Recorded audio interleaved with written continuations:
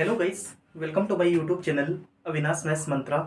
आई hope कि सभी लोग अच्छे होंगे और सब लोग अपनी स्टडी को अच्छे से कंटिन्यू कर पा रहे होंगे। आज जो मैंने आपके सामने उपस्थित हुआ हूँ, एक हमारे सोसाइटी में, समाज में फैली हुई बहुत ही एक सीरियस प्रॉब्लम है, जिससे हम लोग को निजात पाने के लिए या कहें थोड़ा सा निपटने के लिए एक सकारात्मक सोच की ज़रूरत है। यानी कि अगर हम लोग पॉजिटिव एटीट्यूड रखें तो शायद इस प्रॉब्लम से हम लोग काफ़ी हद तक निजात पा सकते हैं। तो वैसे तो मैं अपने चैनल पे टॉपिक डिस्कस करता हूँ, जो भी मैथ्स के टॉपिक होते हैं, फिजिक्स, केमिस्ट्री, मैम आपको कंप्यूटर पढ़ाती हैं। लेकिन कहीं ना कहीं as a teacher, as a influencer, मुझे लगा कि ये टॉपिक एक डिस्कस करना चाहिए, जो कि हमारे समाज में इस समय बहुत ही तेज़ी से फैला हुआ है और शायद फैलता भी जा रहा है। तो उससे रिलेटेड मैं आपको कुछ प्रोस्पेक्ट डिस्कस करूंगा। मुझे पता है कि ये बहुत ही बड़ा कंट्रोवर्शियल टॉपिक है, इससे कुछ लोग एग्री नहीं करेंगे, कुछ लोग क्या समाज के मेजर पार्ट हो सकता है एग्री ना करे, लेकिन ये क्या है, हमारी ग्राउंड लेवल रियलिटी पे बहुत ही बड़ी प्रॉब्लम है, जिसको हम लोग देख नहीं पा रहे हैं और हर आदमी ज़्यादातर इसका शिकार होता जा रहा है। कैसे, समझिए। यहाँ पे टॉपिक लिखा हुआ है, we are facing very serious problem in our society. मतलब क्या है, प्रॉब्लम सीरियस ये है क्योंकि शादी, मैरिज, ये कोई प्रॉब्लम नहीं है, लेकिन इसमें जो होने वाले बहुत तरह के हमारे फालतू के एक्सपेंसेस हैं। क्या है? फालतू के जो एक्सपेंसेस हैं, इन्होंने बहुत ज्यादा लोगों को जकड़ रखा है। यहां तक कि बहुत सारे डेटा में ये देखा जाता है कि फालतू के एक्सपेंसेस क्या होते हैं। पहली चीज तो मेरा जो एक सबसे बड़ा प्रोस्पेक्टस होता है कि शादी क्या है भाई, एक मेल कैंडिडेट है, एक फीमेल कैंडिडेट है। दो लोगों को एक अच्छे से साथ में रहने के लिए, परिवार बनाने के लिए, एक जो हमारे सामाजिक तौर पे एक स्वीकृति मिलती है, वो शादी के द्वारा मिलती है। ठीक है ना? ऐसा ही तो हम लोग मानते हैं, चाहे वो हिंदू मैरिज एक्ट हो या फिर कोई भी हो। लेकिन यहाँ पे चीजें जो ये आपकी कॉन्ट्राडिक्ट कर रही हैं कि आपका जो फालतू के एक्सपेंसेस हैं ये बहुत ज्यादा है। लाइक इसमें पहला जो सबसे बड़ा रोल प्ले करता है, ये हमारी जो बहुत ही बड़ी कुप्रथा है, इसको हम लोग बोलते हैं दहेज, यानी कि इंग्लिश में अगर बोले तो डाउरी। इसका क्या रोल होता है? पहली चीज तो आजकल सबसे बड़ा मोस्ट प्रोबेबल टॉपिक क्या है कि दहेज की मतलब डिमांड ही नहीं पता चलती है। मतलब कहीं भी मैं नॉर्मल भी चला जाता हूं कि जहां पे ऐसी फैमिलीज हैं कि जो भी कार का पेट्रोल तक ना अफोर्ड कर पाए, उनके पास भी आप जाइए गेस्ट हाउस में, सबसे पहले तो आपको क्या है, फोर व्हीलर खड़ी मिलेगी। ये रही फोर व्हीलर, ये देखिए इस तरह से फोर व्हीलर खड़ी मिलेगी। मतलब समझ ही में नहीं आता है सोसाइटी को क्या होता जा रहा है। आप अगर लॉजिकली इसको देखें कि अगर मान लीजिए दो पर्सन है, ठीक है ना, अब कार आपके पास है, वो भी ऐसा लॉजिक नहीं, ऐसे ऐसे लोगों को मैंने देखा है कि जिनके पास बेसिकली उस कार को खड़ी करने की घर के अंदर जगह भी नहीं है, उनको भी मतलब समझ ही में नहीं आता। मतलब देखिए, एक ये चीज क्या है, आपकी जैसे फैमिली इनकम है, तो या तो भाई इतनी फैमिली इनकम हो, पता लगा उनकी इनकम भी इतनी ज्यादा नहीं है, लेकिन क्या है, दहेज में उनको कार चाहिए। और सबसे बड़ी चीज क्या है, और भी चीजें फिर इसी में जुड़ जाती हैं। पता लगा सब मिला के डिमांड कितने की हुई, लड़की की शादी करनी तो रुपया रख लीजिए 25 लाख रुपए कम से कम। ठीक है, ये चलिए प्रोस्पेक्टस हो गया, समझ गए। चलिए 25 मैंने अमूमन बताया भाई, क्योंकि कार ही नॉर्मल अगर सड़ी से सड़ी भी कार आएगी तो कम से कम 7-8 लाख से कम की तो आती नहीं है। 7 लाख के आसपास मान के चलो, अगर नॉर्मल भी प्रीमियम हैचबैक भी होगी तो भी उतने की आती है। अब फिर क्या है, सबसे बड़ी चीज यहाँ पे ये डिस्कस होती है कि भाई चलो ये भी हो गया, और सबसे बड़ी चीज दुनिया के दिखावे। क्या दिखावे भाई? आप मतलब मैंने ऐसे ऐसे लोगों को देखा है, ऐसे ऐसी चीजें फेस कर रहे हूं इस समय कि लोग अपनी पूरी जिंदगी की कमाई तक शादी में उड़ा देते हैं। भाई कहाँ की समझदारी है? मुझे तो भाई चीजें नहीं समझ में आती हैं। क्योंकि अगर आप भाई पैसा कमा भी रहे हो तो उसको आप अपनी आने वाली अपकमिंग जनरेशन के लिए बचाइए, अपने आपके खुद के पेरेंट्स हैं उनके लिए बचाइए। और सबसे बड़ी चीज ये है कि आप भाई, एक लॉजिक देखा जाता है, मान लो एक मेल कैंडिडेट है, एक फीमेल कैंडिडेट से शादी करने जा रहा है, तो क्या उसके दोनों के बीच की अंडरस्टैंडिंग इस कुप्रथा से अच्छी होंगी? एक लॉजिक लगाइए भाई, सोचो। अब सपोज करो आपने किसी के फादर से डिमांड की कि मुझे भाई कार चाहिए, या जो भी अदर आइटम्स जो भी हो गए, पूरा पर्चा बन गया। हाँ, बकायदा इसका पर्चा बनता है, मुझे तो ये देख के हंसी आती है। मतलब एक बकायदा श्री गणेशाय नमः ऊपर लिख के और पूरा पर्चा बन के तैयार होता है कि ये आइटम, ये आइटम, ये आइटम आपको शादी में देने पड़ेंगे। अब पढ़ेंगे का मतलब क्या है? अब देखिए, इसमें भी दो चीजें आती हैं। पढ़ेंगे में अगर भाई, अगर किसी भी बंदे की इतनी क्षमता है कि वो दे सकता है तो उसके लिए तो चलिए कोई बात नहीं है।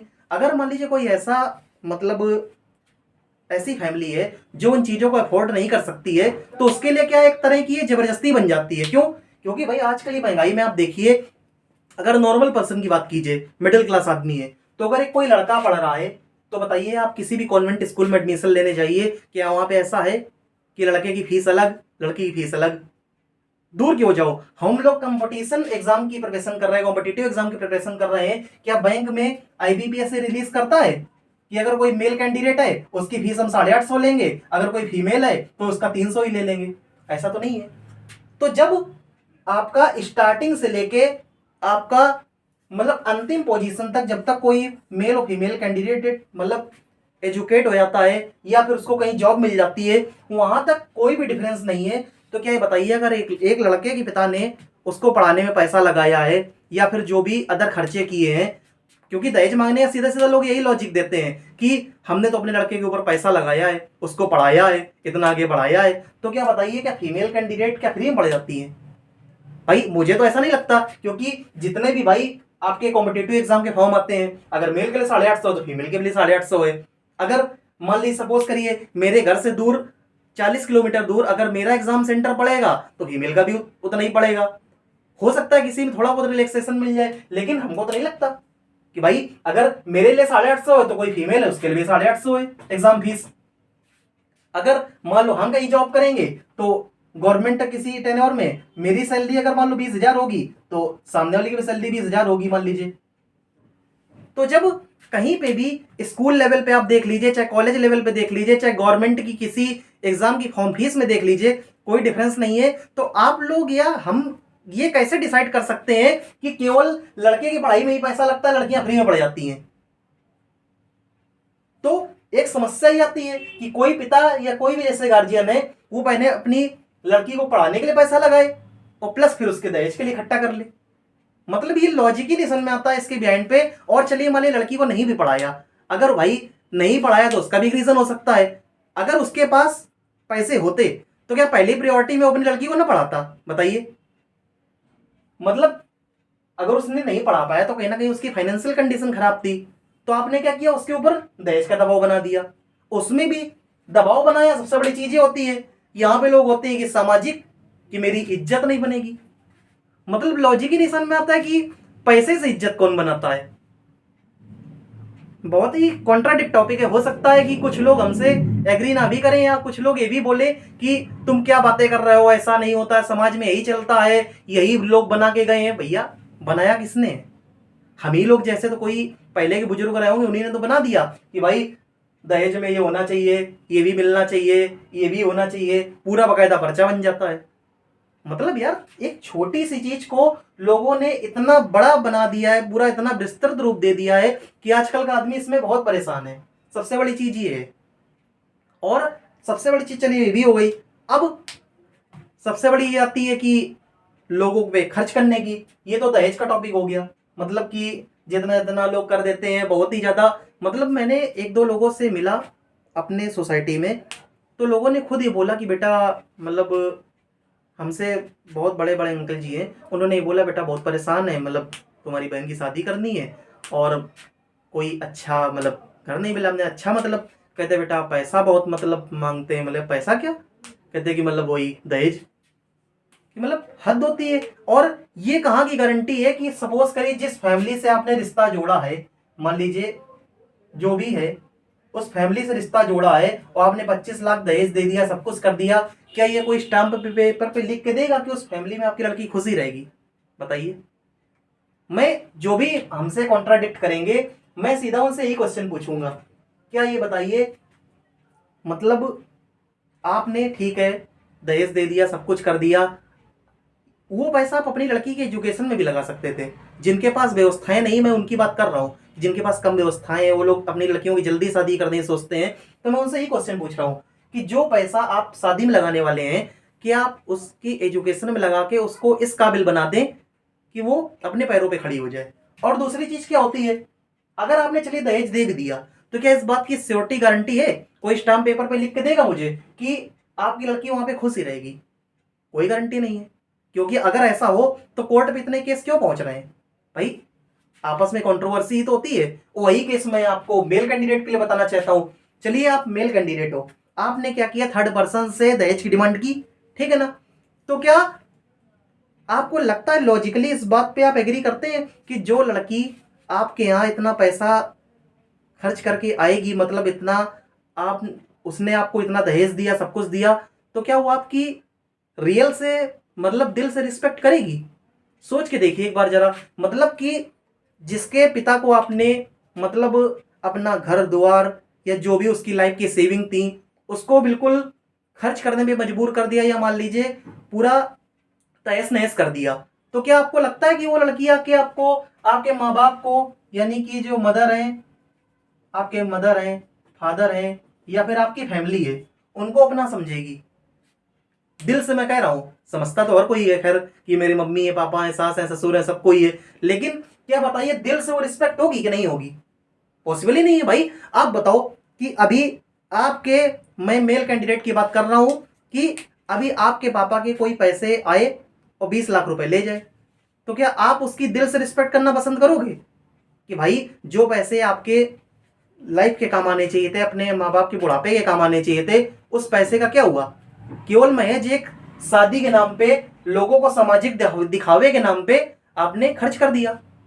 भाई शादी का मतलब क्या है? आप नॉर्मल अपनी व्यवस्थाएं देख लें, लिमिटेड पर्सन का एक लिस्ट बना लें, उसको अपना बुलाएं, और जो भी है नॉर्मल सूक्ष्म रूप से आप करके उसको मतलब कर सकते हैं। हाँ, आपके पास इतना है भी तो आप उसको क्या करिए, आराम से कैश में सेव कर लीजिए, जो आपके आने वाली फ्यूचर जनरेशन के काम आए। और मान लीजिए कभी भी आपका हार्ड टाइम आता है, मान लो कोई मेडिकल इमरजेंसी है या फिर कोई ऐसी चीज है, तो आपका पैसा खुद ही के काम आएगा।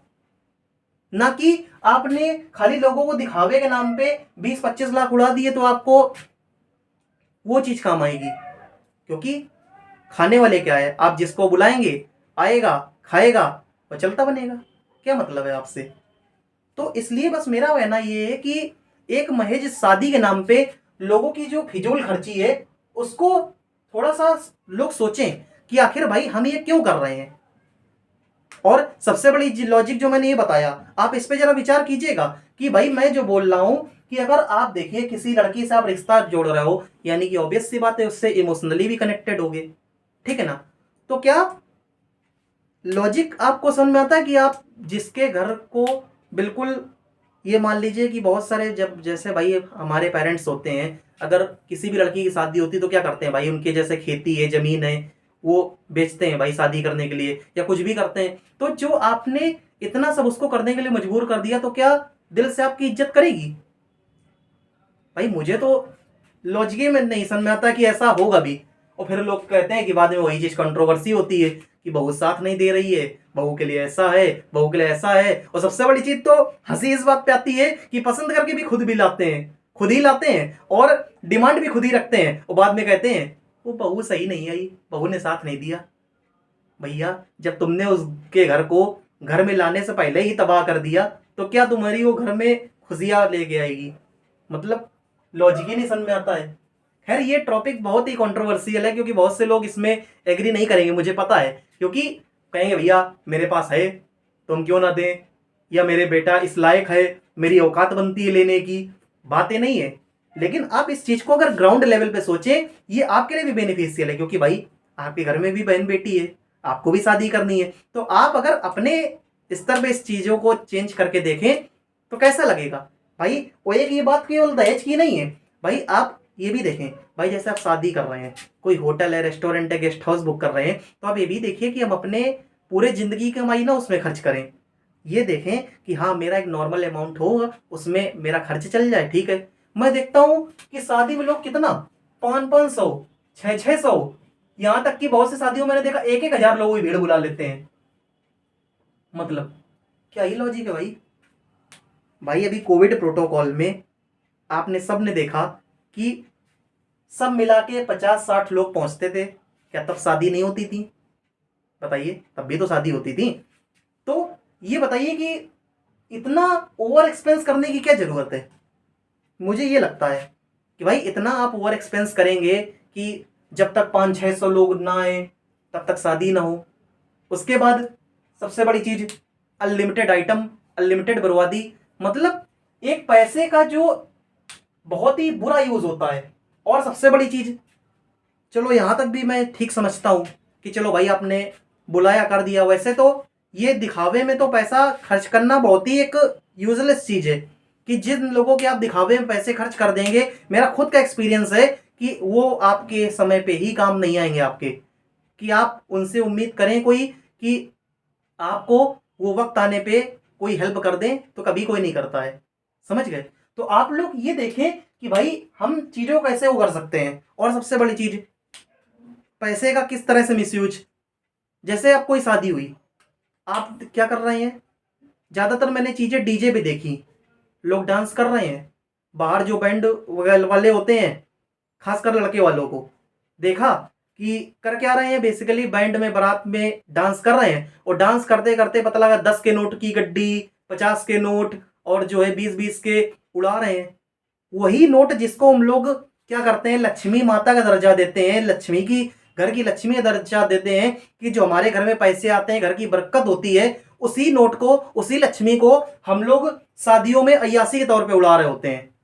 बताइए कितना गलत है ये। वही लक्ष्मी को हम लोग अय्यासी तौर पे उड़ा रहे होते हैं। हाँ, मैं ये नहीं कहता हूं कि खुशी में देना गलत है। आप क्या करिए, नॉर्मल एक अमाउंट जो भी आपका है वो जाके उसके हाथ में दे दीजिए। कितना बुरा है कि आप लोग ऐसे करके नाचते हुए पैसे उड़ाते हैं, वही पैसा लोगों की पैरों के नीचे आता है। इवन बहुत से लोग उसमें झपट्टा मारने के लिए बिल्कुल घुसते हैं। और क्या होता है, आपस में भी लोगों के कपड़े फटते हैं। बहुत सारी जगह तो केसेस भी हुए इस तरह को देखते हुए। और क्या होता है, वही पैसा आपके पैरों के नीचे आ रहा होता है। तो भैया क्या समझदारी है कि आपकी मेहनत का कमाया हुआ पैसा लोगों के पैरों के नीचे आए? तो क्या, आप बताइए, लॉजिक यहां पे भी लगाइए, तो क्या आपके घर में पैसा ज्यादा दिन तक रुकेगा? बिल्कुल नहीं रुकेगा। कि भाई जब आप उस पैसे की इज्जत नहीं कर रहे हैं जो आपने हार्ड अर्न मनी या आपने पैसे खुद मेहनत से कमाए हुए हैं, या फिर किसी दूसरे पर्सन की मेहनत की कमाई है, आप इस तरह से उड़ाएंगे कि मतलब आप अपनी अय्यासी में नाचते हुए पैसे उड़ा रहे हैं, वो पैसा पैरों के नीचे आ रहा है, कुचल रहे हैं लोग उसको पैरों से। यहां तक कि मैंने देखा है कि जैसे पैसे गिरते हैं, लोग बिल्कुल पैरों से दबा देते हैं, कुचल रहे हैं, लोगों को हाथ तक कुचला जा रहा है। मतलब समझ ही में नहीं आता कि लोगों को हो क्या गया है आजकल। यहां तक कि मैंने जो 4 व्हीलर वाली बात बताई, इसमें बहुत सारे 60% लोग ऐसे होते हैं जिनके घर में ना तो यहां तक कि खड़ी करने तक की जगह नहीं है। वो दिखावे में, बस लोगों को सामाजिक दिखावे में, हाँ भाई मेरे लड़के को 4 व्हीलर मिली है।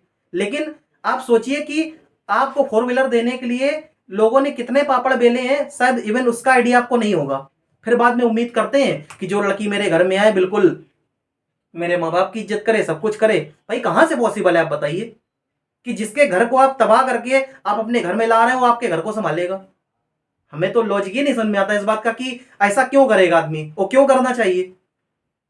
मतलब बड़े ही अजीब चीजें अपने समाज में फैलती जा रही हैं। इनको डिस्कस करना तभी जरूरी है कि आप लोग अपने स्तर पे देखें कि हम इसको कहां तक बदल सकते हैं। कि भाई एक दहेज ही नहीं है, आप अदर एक्सपेंसेस को भी देखिए कि मैं फालतू एक्सपेंसेस कहां पे कर रहा हूं। भाई होता क्या है, अब जिसके पास पैसा है उसके लिए तो कोई बड़ी बात नहीं है कि भाई जैसे किसी के पास 2-4-6 करोड़ रुपए है, उसका इतना व्यवस्था है, उसने मान लो 1 करोड़ रुपए उड़ा भी दिए तो कोई दिक्कत नहीं। लेकिन जो ये चीजें मिडिल क्लास में फैल रही हैं, ये बहुत बुरी हैं। कि मतलब किसी के पास नहीं भी है, अब उससे बोल दिया आपको तो इतना करना पड़ेगा, मेरे यहाँ ऐसा ही होता है, पुरखों के जमाने से चला आ रहा है। अरे भाई थोड़ा समय के हिसाब से बदल जाइए कम से कम। ये मैं बस कहना चाहता हूं आपसे कि इसको बिल्कुल एज ए रूल ना बनाइए, क्योंकि जो चीजें आप लोग बनाते हैं वो किसी कॉन्स्टिट्यूशन में नहीं लिखी है। अच्छा बताइए, कौन से कॉन्स्टिट्यूशन में लिखा है कि लड़के को जब तक दहेज ना मिले, लड़के को जब तक कार ना मिले 4 व्हीलर, तब तक शादी नहीं होगी? मतलब आजकल का साला ट्रेंड बन गया है कि मतलब नॉर्मल भी चले आओ तो पता लगा कार खड़ी है। मतलब हद होती है यार कि मतलब देखो, और उनके पास भी आवश्यकता भी क्या है। मतलब वो कार मैं देखता हूं कि ज्यादा से ज्यादा हफ्ते में 1-2 दिन निकल गई तो निकल गई, नहीं तो पता लगा वो खड़ी है। भाई ऐसी चीज का क्या फायदा कि हम पता लगा ले तो लिया, अब उसको चला भी नहीं पा रहे हैं, क्योंकि भाई उसको चलाना ही महंगा है। कम से कम एक कार का साल का इंश्योरेंस ही मिनिमम, अगर नई कार है तो उसका 35-40 हज़ार रुपये पड़ता है इंश्योरेंस ही, फिर उसके अदर खर्चे, रोड पे चलेगी तो टूट फूट भी होगी, मेंटेनेंस भी होगा। भाई एक है बर्डन आप लोग के लिए कि नहीं? मतलब आप लोग की खुद की फैमिली के लिए भी बर्डन है, और जो दे रहा है उसके लिए तो खैर है ही है। तो बस चीजों को ग्राउंड लेवल पे सोचिए कि आप लोग कहाँ तक चीजों को सुधार कर सकते हैं। कि मतलब बहुत ही ज्यादा ये सीवियर प्रॉब्लम फैली हुई है हमारे सोसाइटी में, कि एक लोगों का नजरिया बन गया है कि नहीं, मिनिमम इतना तो करना ही करना है। और सबसे बड़ी चीज मुझे इस बात पे गुस्सा आती है, जो ये मतलब ये पैर के नीचे पैसे आने वाले, कि मतलब यार हम लोग इतने मेहनत से पैसे कमाते हैं, इतना हार्ड अर्न मनी हम लोग की होती है। देखिए हम लोग आपके लिए कितनी मेहनत करते हैं, आप लोग भी पढ़ते हैं, और कुछ लोग क्या है, शादी के नाम पे पैसे उड़ा देते हैं, डीजे पे उड़ा रहे हैं, सब कुछ उड़ा रहे हैं, वही पैसा पैरों के नीचे आ रहा है। मतलब एक सीधा सीधा ये मान लीजिए कि लक्ष्मी माता का अपमान है ये तो, इसको तो बिल्कुल ही नहीं बर्दाश्त करने योग्य है। कि भाई देखो, खुशी होना अलग चीज है, लेकिन इसको खुशी नहीं कहेंगे, इसको मेरी भाषा में पागलपन कहेंगे। कि आप जरूरत से ज्यादा पागल हो चुके हैं, और तभी क्या होता है, उसके फल मिलते हैं हम लोग को सामने देखने को। क्या होता है भाई, उसी के लिए हम लोग बार बार पैसे के लिए आगे आने वाली लाइफ में परेशान होते हैं। कि भाई जब आप खुद पैसे की इज्जत नहीं करेंगे तो पैसा आपकी इज्जत कैसे करेगा? आप आज पैसा नहीं बचाएंगे, आप अपनी शादी के नाम पे, लोगों को दिखावे के नाम पे अपने लाखों रुपए उड़ा देंगे, तो क्या कल को वही आपका पैसा आपके काम आएगा?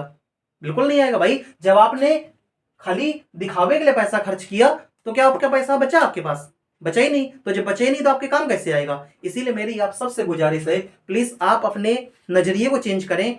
आप नॉर्मल जो काम आपको शादी के फैमिली को जोड़ने का एक मतलब, चाहे सामाजिक स्वीकृति मान लीजिए या जो भी एक अवसर है, तो आप उस पर क्या करें, अपनी पार्टनर को सामने बैठाल के पूरी प्लानिंग करते हुए हम आने वाली लाइफ में अपनी फैमिली को कैसे अच्छे से रखेंगे, कैसे उसको फाइनेंशियली, इमोशनली स्ट्रॉन्ग करेंगे, इसको हम लोग देख के काम करना चाहिए। ना कि समाज को दिखाने के लिए हम लाखों उड़ा देंगे। थोड़ा सा इसकी जरूरत है हम लोग को, अपने सोच का और नजरिए की जरूरत है। तो इससे क्या होगा, हमारी जो फैमिली है वो तितर बितर नहीं होंगी, और जो इतने केसेस कोर्ट पे पहुंच रहे हैं ये भी नहीं पहुंचेंगे। हम लोग को सबको अपनी सोच बदलनी है, क्योंकि दिखावे के नाम पे जो भी आप पैसे खर्च करेंगे वो कभी भी आपके पास लौट के आने वाले नहीं है। इसलिए प्लीज अपनी जरूरत को और लग्जरीज में फर्क करना सीखें। बस आज का ये टॉपिक था। हो सकता है अगर मेरी किसी भी वर्ड से किसी भी पर्सन की भावनाओं को ठेस पहुंची हो, तो मैं उसके लिए हाथ जोड़ के लिए माफी मांगता हूं। लेकिन आप प्लीज समझें, अगर आप बुजुर्ग भी हैं तो समझें कि मेरी जो कही हुई बात है कि आपके जहन में उतर रही हैं। आप ये चीज खुद सोच के देखें कि चीजें कितनी बढ़ती चली जा रही हैं। मतलब लोगों ने उस चीज को पूरा एक दबाव बना के कर दिया है, कि मतलब पूरा एक पर्चा बना दिया कि भाई ये सामान होगा। अब बताओ, किसी के पास पैसे नहीं तो बेचारा कहां से करेगा? कर्ज लेके करेगा तो बेचारा वो भी तो भी परेशान होगा। या वही चीज तो मान लो जो आप आज कर रहे हो, कल आपके साथ फिर वही होगा। तो बस मेरा कहने का मतलब यही है कि आप थोड़ा सा अपना नजरिया बदलें, चाहे वो मतलब मेल कैंडिडेट हो चाहे फीमेल कैंडिडेट हो। अगर भाई आप अपने यहाँ से चेंजेस लाना शुरू करेंगे, आप खुद सोच लें कि मुझे क्या करना है, नॉर्मल एक मतलब फंक्शन ऑर्गेनाइज करना है या जो भी है, अपने स्तर पे देख लें, और उसको कम से कम लोगों को बुला के, कम से कम लोगों को मतलब सम्मिलित करके, अपना जो बहुत सारा मेजर हार्ड अर्न मनी है उसको आप बचा सकते हैं। और ये आपके लिए काम आएगा। अगर मान लो कोई मिडिल क्लास है, वो अगर मान लो उसने अपने 1 लाख रुपए सेव कर लिए, तो उसके आने वाले भविष्य में 1 लाख रुपए कमाएंगे। मान लो कोई अगर थोड़ा ठीक ठाक पैसे से है, उसने 20 लाख अगर बचा लिए, तो उसके आगे आने वाली फैमिली में 20 लाख काम में आएंगे। ये चीज है। तो भाई पैसे को बचाना भी तो बहुत जरूरी है, कि आप केवल एक दिन की खुशी के लिए सब उड़ा देंगे। और हाँ, बहुत सारे लोग तो ये लॉजिक देते हैं, अरे भाई शादी तो एक दिन के लिए ही होती है, एक बार ही होती है, अब उसमें भी ना कर पाए तो बेकार है। मतलब आप थोड़े से लॉजिक दें, वो थोड़ा सा इमोशनल होके ना दें। आप प्रैक्टिकल चीज़ों को सोचें और तब डिसाइड करें। आई होप कि आपको मेरी बातें, चीज़ें समझ में आई होंगी, और आप लोग इस पे पुनः विचार करेंगे कि मैंने जो कहा क्या वो समाज की सच्चाई है कि नहीं है। हाँ, बातें जरूर कड़वी हैं, थोड़ा सा लोगों को एक्सेप्ट करने में टाइम लगेगा, लोग कुछ कंट्रोवर्सी भी फैलाएंगे। लेकिन अगर मैं फिर कहता हूँ, मेरी किसी बात से आप लोग को कोई भी ठेस पहुंची हो, तो मैं हाथ जोड़ के लिए माफ़ी मांगता हूँ, हाथ जोड़ के इसके लिए क्षमा प्रार्थी हूँ। लेकिन जो हमारे समाज में फैला हुआ है ये यही है, यही रियलिटी है कि लोग दिखावे के चक्कर में अपनी ज़िंदगी भर की कमाई को उड़ा देते हैं, फिर बाद में बहुत ही ज़्यादा परेशान होते हैं। वही मैरिड कपल जो अपने शादी में दिखावे के लिए लाखों रुपए उड़ा देता है, बाद में वही मैरिड कपल जब प्रॉब्लम में होता है तो कोई भी सिंगल बंदा उसकी हेल्प करने के लिए नहीं आता है। क्यों? क्योंकि भाई आपने अपने उसके लिए पैसा बचाया ही नहीं। तो आप, बस मेरा मतलब यही है कि आप पैसे की वैल्यू करें और प्लीज़ इस तरह से पैसा मत उड़ाएं कि आपके वही पैसा हार्ड अर्न मनी आपके पैरों के नीचे को चला जाए। तो please respect your money and respect your emotions. आप चीज़ें करें लेकिन उसको अपने लाइफ में प्रैक्टिकली सोचें कि आपके घर में भी बहन बेटी है, आप भी उसको पढ़ा सकते हैं। बजाय उसके शादी में खर्च करने के आप उसकी एजुकेशन पे पैसा लगाएं। एक नॉर्मल एज तक उसको अच्छे से पढ़ाइए, अच्छे से चीज़ें करें। और हाँ, मेरी उन बेटियों से भी अनुरोध है, उन बेटों से भी अनुरोध है कि अगर आपके माँ बाप आप पर विश्वास करके पैसा लगा रहे हैं, आप पर खर्च कर रहे हैं, तो आप भी उनको पॉजिटिव रिजल्ट दें और कोशिश करें कि उनका सर कभी नीचे ना हो। आप समझ पा रहे होंगे मैं क्या कहना चाह रहा हूँ। इसको यहाँ पे डिस्कस करने की ज़रूरत नहीं है कि अगर आप पे एजुकेशन पे पैसा लगाया जा रहा है, आप पे विश्वास किया जा रहा है, तो आप भी उन चीज़ों को सकारात्मक रिजल्ट देने का प्रयास करें, ना कि इधर उधर की लग्जरीज में अपने आप को बहका दें। ठीक है ना? तो बस आज के लिए इतना ही रखते हैं। आई थिंक ज़्यादा भाषण हो गया। वैसे मेरा ऐसे कंट्रोवर्शियल टॉपिक बनाने का मन तो नहीं था, लेकिन मैंने अपने आसपास बहुत सारी इस तरह की विषमताएं देखी तो मुझसे रहा नहीं गया। मैंने सोचा कि अपनी सोसाइटी को आई थिंक जितना भी मैं जागरूक कर पाऊँ उतना ही मेरे लिए अच्छा होगा। आप लोग को अगर ये मेरा जो भी प्रयास है ये अच्छा लगा हो तो वीडियो को लाइक करें, चैनल पर नए हो तो सब्सक्राइब करें, ज़्यादा से ज़्यादा लोगों को शेयर करें, जिससे लोग इस कुप्रथा को या फिर ये जो एक हमारी सोच बनी हुई है इसको बदलने की कोशिश हो। ज़्यादा से ज़्यादा लोगों को शेयर करें और चैनल पर नए हो तो सब्सक्राइब करें, वीडियो को लाइक करें। तब तक के लिए मिलते हैं नेक्स्ट किसी अन्य क्लास में। तब तक के लिए thank you so much for watching guys, bye.